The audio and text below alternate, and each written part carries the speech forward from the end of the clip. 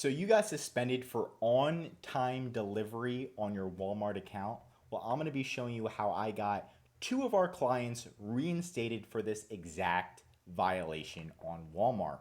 I'm Josh Hackett, CEO and founder of EHP Consulting Group. Let's dive in. So you see on this right here, the account suspension notice. This was the notice that one of our clients got. It says your Walmart account has been temporarily suspended, and it has the exact reason. You have a high rate of orders with late handover to carrier. It's called on time delivery, OTD. So it's an OTD suspension.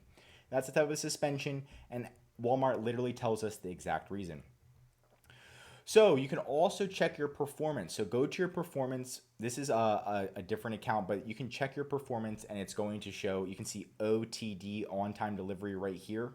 And it's going to show you like what you did wrong and what your percentages are that you didn't hand it over to the carrier. So I just want you to be able to review that for your appeal.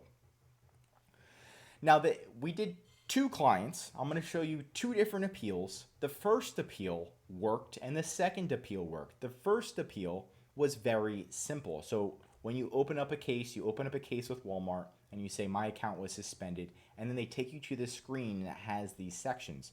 First is subject line, appealing account suspension, super simple. Next is please provide description of issue. And literally, this is why I mentioned the performance area. I said, my on-time delivery rate fell to 64.5. You want to put those exact data in over the last 14 days, yada, yada, and I put the specifications. Then we just filled this out. Are you providing accurate delivery dates? What's the carrier using? Which carrier did you switch to? Are you shipping templates up to date? Are you currently in an expedited, so you fill all of these little sections out, which is not very difficult. And then the difficult part comes up where you need to have your own internal investigation on the root cause for your late handovers. And pretty much I stuck with something very simple for this. And this is based on my internal investigation: inconsistent scheduling, insufficient staffing, lack of training, insufficient inventory management, yada, yada. And then you also provide the root cause of the analysis. So you have like a little bit A, B, C, D, something that any child can say, A, B, C, D, and then you put your information. You put your name at the bottom. Boom, one of our clients, Isabel. And then when do you expect your plan of action to be implemented? Right away. Boom, that was accepted. Another client got suspended for the same reason. Now, their performance was a lot worse. So it was like 30% instead of 64%. So we were not able to use the same exact request. So let me open up this Google Sheet. It's a little bit more in depth, right? So please provide the description of the issue. My account faced performance issues due to the USPS delays, where the mail carrier often arrived too late for timely drop-offs, right? So we kind of blamed USPS. Well, are you providing accurate delivery dates? This time in this appeal for our second client, we said no, right? So again, their performance information was a lot worse compared to the other client, so we needed to be a little bit more brutal and honest on this appeal to get it accepted. What carrier are you using? USPS, and we switched to FedEx, right? And you put all this information in, and now you can see the appeal is a lot more in depth. Based on my internal investigation, the primary root cause for the high late handover to the carrier rate of 38.1% was the recurring reliability issues with USPS pickup services. Specifically, and then we add one specification, we add a second specification with the order number and the date. Like we showed Walmart, we went through, we triple checked, right? And then we kind of go through that again. We give some more instances. Next is, what is your plan of action to avoid this in the future?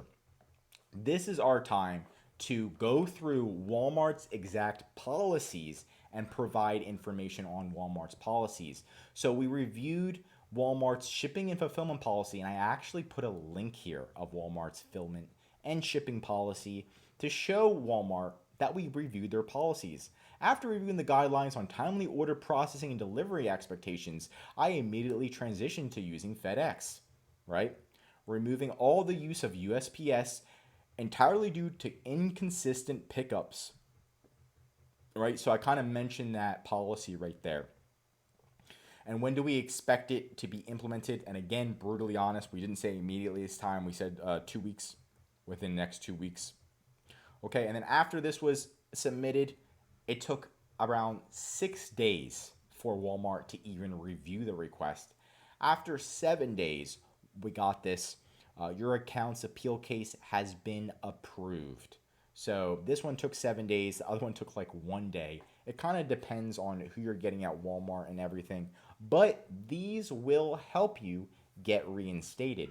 And for staying towards the end, I do have 2 pro tips. And my pro tips are to reference Amazon, Walmart's policies, not Amazon. Walmart's policies. You saw in this one, if your appeal's not getting accepted, Walmart probably wants more information. So definitely reference those policies and really say, you actually need to review these policies and show Walmart that you did review them. So that's what we did here. Also, this time we did it in paragraph format.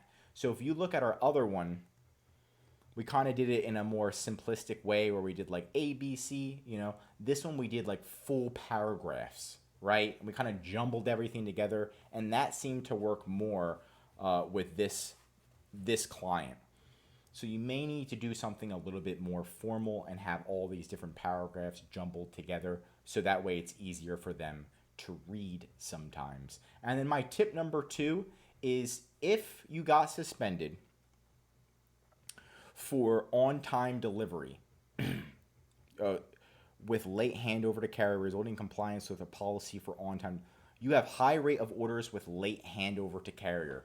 So the reason why we were suspended was late handover to carrier. That means that your appeal should only be about the late handover to carrier.